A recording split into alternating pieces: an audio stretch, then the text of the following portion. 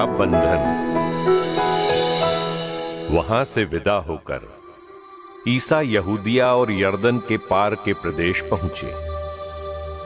एक विशाल जनसमूह फिर उनके पास एकत्र हो गया और वे अपनी आदत के अनुसार लोगों को शिक्षा देते रहे। फरीसी ईसा के पास आए और उनकी परीक्षा लेते हुए उन्होंने ये प्रश्न किया, क्या अपनी पत्नी का परित्याग करना पुरुष के लिए उचित है? ईसा ने उन्हें उत्तर दिया, मूसा ने तुम्हें क्या आदेश दिया? उन्होंने कहा, मूसा ने तो त्याग पत्र लिखकर पत्नी का परित्याग करने की अनुमति दी। ईसा ने उनसे कहा, उन्होंने तुम्हारे हृदय की कठोरता के कारण ही यह आदेश लिखा, किंतु सृष्टि के प्रारंभ ही से ईश्वर ने उन्हें नर नारी बनाया। इस कारण पुरुष अपने माता पिता को छोड़ेगा और दोनों एक शरीर हो जाएंगे। इस तरह अब वे दो नहीं बल्कि एक शरीर है। इसलिए जिसे ईश्वर ने जोड़ा है उसे मनुष्य अलग नहीं करे। शिष्यों ने घर पहुंचकर इस संबंध में ईसा से फिर प्रश्न किया और उन्होंने ये उत्तर दिया, जो अपनी पत्नी का परित्याग करता और किसी दूसरी स्त्री से विवाह करता है वो पहली के विरुद्ध व्यभिचार करता है। और यदि पत्नी अपने पति का परित्याग करती और किसी दूसरे पुरुष से विवाह करती है तो वो व्यभिचार करती है। बच्चों को आशीर्वाद। लोग ईसा के पास बच्चों को लाते थे जिससे वे उन पर हाथ रख दें, परंतु शिष्य लोगों को डांटते थे। ईसा ये देखकर बहुत अप्रसन्न हुए और उन्होंने कहा, बच्चों को मेरे पास आने दो, उन्हें मत रोको, क्योंकि ईश्वर का राज्य उन जैसे लोगों का है। मैं तुमसे ये कहता हूं, जो छोटे बालक की तरह ईश्वर का राज्य ग्रहण नहीं करता वो उसमें प्रवेश नहीं करेगा। तब ईसा ने बच्चों को छाती से लगा लिया और उन पर हाथ रखकर आशीर्वाद दिया। धनी युवक। ईसा किसी दिन प्रस्थान कर ही रहे थे कि एक व्यक्ति दौड़ता हुआ आया और उनके सामने घुटने टेककर उसने ये पूछा, भले गुरु, अनंत जीवन प्राप्त करने के लिए मुझे क्या करना चाहिए? ईसा ने उससे कहा, मुझे भला क्यों कहते हो? ईश्वर को छोड़ कोई भला नहीं। तुम आज्ञाओं को जानते हो, हत्या मत करो, व्यभिचार मत करो, चोरी मत करो, झूठी गवाही मत दो, किसी को मत ठगो, अपने माता पिता का आदर करो। उसने उत्तर दिया, गुरुवर, इन सब का पालन तो मैं अपने बचपन से करता आया हूं। ईसा ने उसे ध्यानपूर्वक देखा और उनके हृदय में प्रेम उमड़ पड़ा। उन्होंने उससे कहा, तुम में एक बात की कमी है। जाओ, अपना सब कुछ बेचकर गरीबों को दे दो और स्वर्ग में तुम्हारे लिए पूंजी रखी रहेगी। तब आकर मेरा अनुसरण करो। ये सुनकर उसका चेहरा उतर गया और वो बहुत उदास होकर चला गया, क्योंकि वो बहुत धनी था। धन की जोखिम। ईसा ने चारों ओर दृष्टि दौड़ाई और अपने शिष्यों से कहा, धनियों के लिए ईश्वर के राज्य में प्रवेश करना कितना कठिन होगा। शिष्य ये बात सुनकर चकित रह गए ईसा ने उनसे फिर कहा, बच्चों, ईश्वर के राज्य में प्रवेश करना कितना कठिन है। सुई के नाके से होकर ऊंट का निकलना अधिक सहज है, किंतु धनी का ईश्वर के राज्य में प्रवेश करना कठिन है। शिष्य और भी विस्मित हो गए और एक दूसरे से बोले, तो फिर कौन बच सकता है? उन्हें स्थिर दृष्टि से देखते हुए ईसा ने कहा, मनुष्यों के लिए तो यह असंभव है, ईश्वर के लिए नहीं, क्योंकि ईश्वर के लिए सब कुछ संभव है। स्वैच्छिक निर्धनता। तब पेत्रुस ने यह कहा, देखिए, हम लोग अपना सब कुछ छोड़कर आपके अनुयायी बन गए हैं।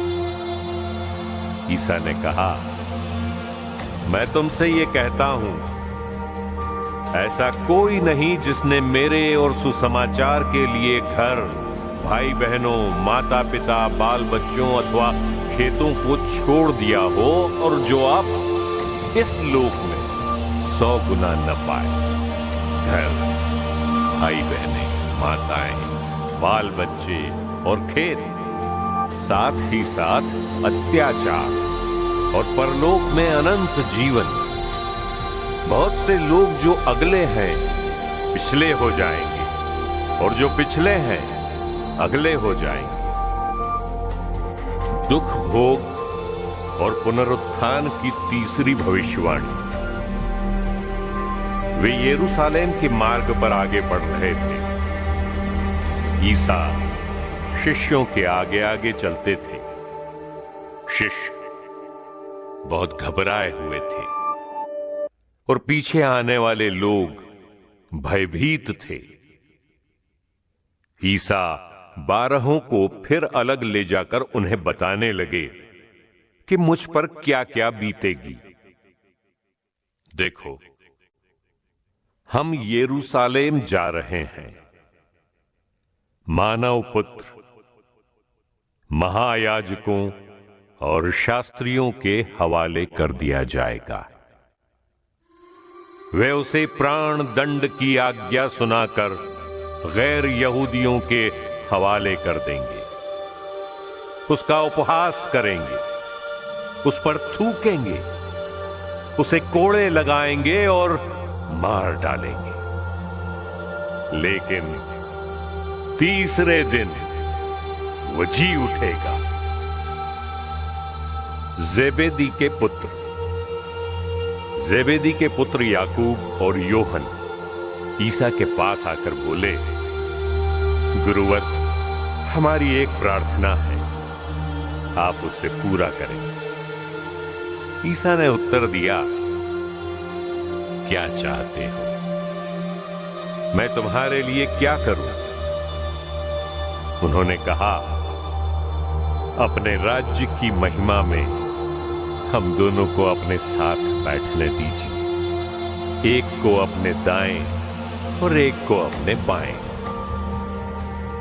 ईसा ने उनसे कहा, तुम नहीं जानते कि क्या मांग रहे हो।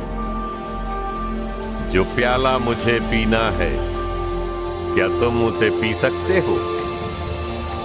और जो बपतिस्मा मुझे लेना है, क्या तुम उसे ले सकते हो? उन्होंने उत्तर दिया, हम ये कर सकते हैं। इस पर ईसा ने कहा, जो प्याला मुझे पीना है, उसे तुम पियोगे, और जो बपतिस्मा मुझे लेना है, उसे तुम लोगे। किंतु तुम्हें अपने दाएं या बाएं बैठने देने का अधिकार मेरा नहीं है। वे स्थान उन लोगों के लिए हैं जिनके लिए वे तैयार किए गए हैं। सेवा भाव का महत्व। जब 10 प्रेरितों को यह मालूम हुआ तो वे याकूब और योहन पर क्रुद्ध हो गए। ईसा ने उन्हें अपने पास बुलाकर कहा, तुम जानते हो कि जो संसार के अधिपति माने जाते हैं वे अपनी प्रजा पर निरंकुश शासन करते हैं और सत्ताधारी लोगों पर अधिकार जताते हैं। तुम में ऐसी बात नहीं होगी। जो तुम लोगों में बड़ा होना चाहता है वो तुम्हारा सेवक बने, और जो तुम में प्रधान होना चाहता है वो सबका दास बने। क्योंकि मानव पुत्र भी अपनी सेवा कराने नहीं बल्कि सेवा करने और बहुतों के उद्धार के लिए अपने प्राण देने आया है। यरीहो का अंधा। वे यरीहो पहुंचे। जब ईसा अपने शिष्यों तथा एक विशाल जनसमूह के साथ यरीहो से निकल रहे थे तो तिमेउस का बेटा बरतिमेउस, एक अंधा भिखारी, सड़क के किनारे बैठा हुआ था। जब उसे पता चला कि ये ईसा नाजरी है तो वो पुकार पुकार कर कहने लगा, ईसा, दाऊद के पुत्र, मुझ पर दया कीजिए। बहुत से लोग उसे चुप करने के लिए डांटते थे, किंतु वो और भी जोर से पुकारता रहा, दाऊद के पुत्र, मुझ पर दया कीजिए। ईसा ने रुक कर कहा, उसे बुलाओ। लोगों ने यह कहते हुए अंधे को बुलाया, ढारस रखो, उठो, वे तुम्हें बुला रहे हैं। वो अपनी चादर फेंक कर उछल पड़ा और ईसा के पास आया। ईसा ने उससे पूछा, क्या चाहते हो? मैं तुम्हारे लिए क्या करूं? अंधे ने उत्तर दिया, गुरुवर, मैं फिर देख सकूं। ईसा ने उससे कहा, जाओ, तुम्हारे विश्वास ने तुम्हारा उद्धार किया है। उसी क्षण उसकी दृष्टि लौट आई और वो मार्ग में ईसा के पीछे हो लिया।